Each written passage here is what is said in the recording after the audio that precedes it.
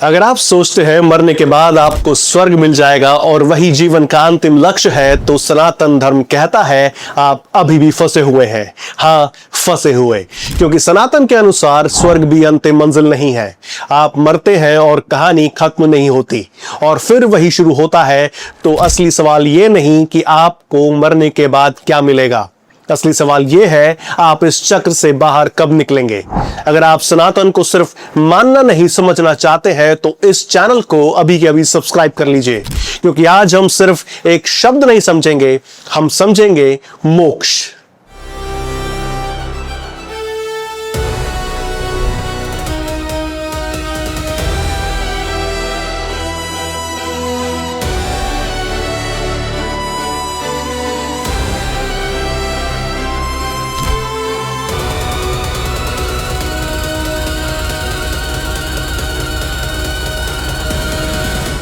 अब जरा कल्पना कीजिए, एक चक्र है, जन्म होता है, जीवन शुरू होता है, धीरे धीरे इच्छाएं आती हैं, हम कुछ पाते हैं, कुछ खोते हैं, हम रिश्ते बनाते हैं, पहचान बनाते हैं, सपने बनाते हैं, फिर कर्म होते हैं, कुछ अच्छे कुछ बुरे, सुख मिलता है, दुख मिलता है, कुछ इच्छाएं पूरी हो जाती हैं, कुछ इच्छाएं अधूरी रह जाती हैं और फिर मृत्यु आती है और हमें लगता है बस अब सब खत्म हो गया। लेकिन यहीं पर सबसे बड़ी गलती होती है। कहानी यहां खत्म नहीं होती। जहां इच्छाएं बची है, जहां आसक्ति बची है, जहां कर्म बाकी है, वहां यात्रा रुकती नहीं। वो फिर शुरू होती है, फिर जन्म होता है, फिर जीवन आता है, फिर वही चाह, वही डर, फिर वही पकड़, फिर वही खोना। यही है सांसारिक चक्र। आपने कभी सोचा है कि शायद आप वही जीवन बार बार जी रहे हैं, बस चेहरे बदल रहे हैं। मृत्यु समस्या नहीं है, समस्या है बार बार लौटना। अब आता है सबसे पहला सवाल, अगर हम बार बार लौट रहे हैं तो हमें बांध कौन रहा है? क्या कोई बाहर से हमें रोक रहा है? नहीं, बंधन बाहर नहीं है, बंधन आपके भीतर है। इच्छाएं, डर, अहंकार, पहचान। हम कहते हैं मैं स्वतंत्र हूं, लेकिन सच ये है आप अपनी इच्छाओं से बंधे हैं, आप अपने डर से बंधे हैं, आप अपनी पहचान से बंधे हैं। आप स्वतंत्र नहीं हैं, आपको बस ऐसा लगता है कि आप स्वतंत्र हैं। और सबसे खतरनाक बात, ये बंधन दिखता नहीं, और जो बंधन दिखता नहीं वही सबसे गहरा होता है। अब बारी आई सुनने की। अब जरा ध्यान से सुनिए, यही लोग सबसे बड़ी गलती करते हैं। अगर मोक्ष इतना बड़ा सत्य है तो हम मुक्त क्यों नहीं हो जाते? समस्या रास्ते में नहीं है, समस्या हमारी प्रवृत्ति में है। हम जानना नहीं चाहते, हम सिर्फ मानना चाहते हैं। हम बदलना नहीं चाहते, हम सिर्फ अच्छा महसूस करना चाहते हैं। हम कहते हैं मुझे शांति चाहिए, लेकिन इच्छाएं हमें नहीं छोड़ती। मुझे मुक्ति चाहिए, लेकिन पहचान हमें नहीं छोड़ती। हम अपने बंधनों से दुखी हैं, लेकिन उन्हीं बंधनों से प्यार भी करते हैं। यही कारण है मोक्ष दूर लगता है।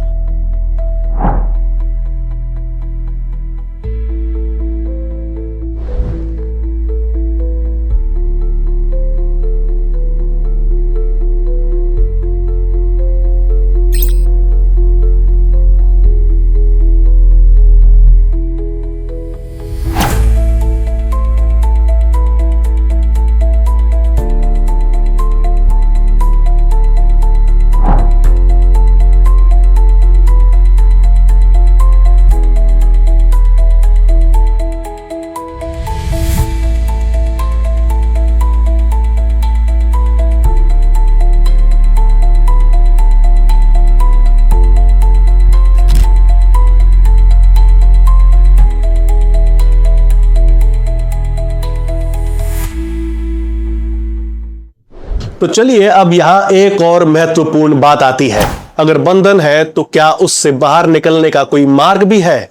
सनातन कहता है मार्ग है, लेकिन वो सीधा नहीं है।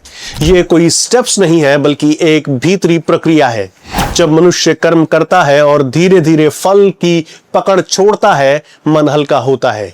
यह है कर्म योग। जब वो अहंकार छोड़कर किसी उच्च शक्ति के सामने झुकता है, भीतर का कठोरपन पिघलता है।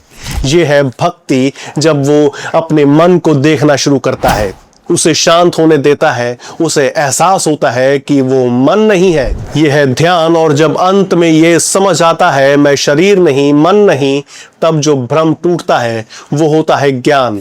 इसे सरल शब्दों में समझे तो कर्म मन को शुद्ध करता है, भक्ति अहंकार को पिघलाती है, ध्यान मन को स्थिर करता है, ज्ञान भ्रम को तोड़ता है। लेकिन ये अलग रास्ते नहीं है, ये एक ही यात्रा है जिसके कई हिस्से हैं।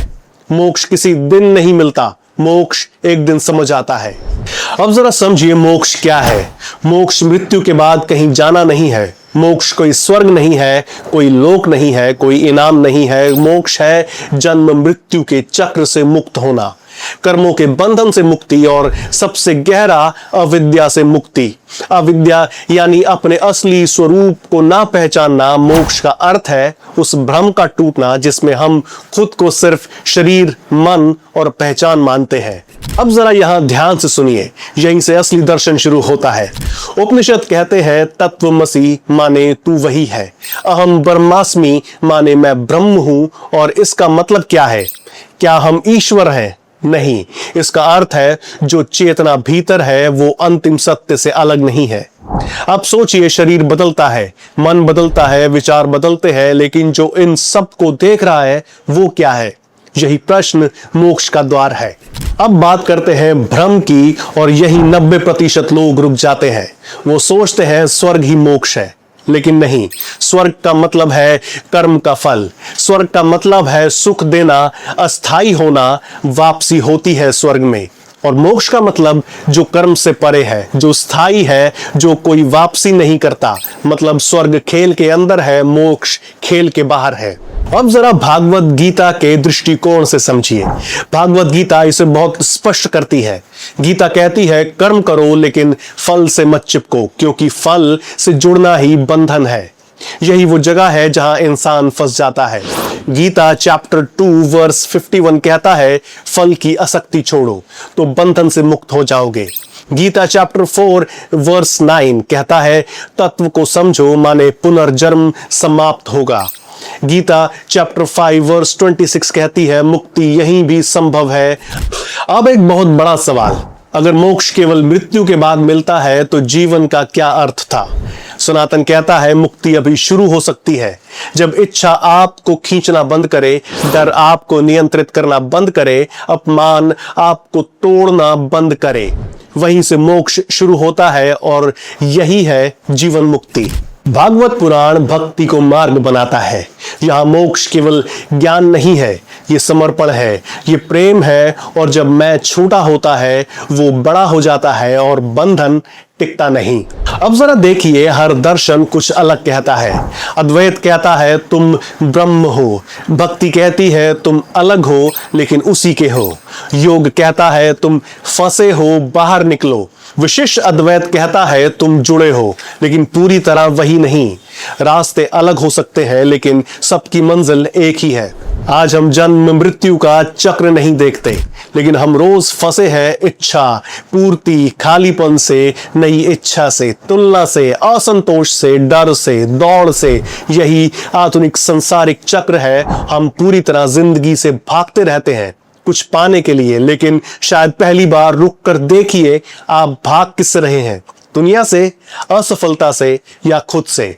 तो दोस्तों, अगली बार जब आप मोक्ष सुने उसे मृत्यु से मत जोड़िए, उसे जीवन से जोड़िए, क्योंकि मोक्ष जीवन छोड़ने का नाम नहीं है, जीवन को सही तरह से देखने का नाम है। और याद रखिए, आप स्वर्ग चाहते थे लेकिन अब समझ आ गया होगा कि सनातन स्वर्ग नहीं मुक्ति सिखाता है। अगर आप अभी भी खुद को सिर्फ शरीर मानते हैं तो मोक्ष आपके लिए सिर्फ एक शब्द है। मोक्ष कहीं जाने में नहीं है, मोक्ष पहचानने में है। जिसे आप खोज रहे हैं वो आप ही हैं। और जिस मुक्ति की आप प्रतीक्षा कर रहे हैं उसकी शुरुआत मृत्यु के बाद नहीं, समझ के पहले क्षण से होती है। क्योंकि मोक्ष अंत नहीं है, मोक्ष जागरण है। और इसी के साथ दोस्तों, मैं हूं तरुण और ये था आज का तत्व, वो भी मोक्ष के बारे में सनातन के नजरिए से। अगर वीडियो पसंद आई और हमने कुछ भी वैल्यू ऐड की तो अभी के अभी इस वीडियो को लाइक करें और शेयर करें। और आप भी मेरी तरह अगर सच्चे सनातनी हैं तो इस चैनल को और हमें सपोर्ट करने के लिए अभी के अभी सब्सक्राइब कर लें। अगली बार तक के लिए जय सनातन, नमस्कार।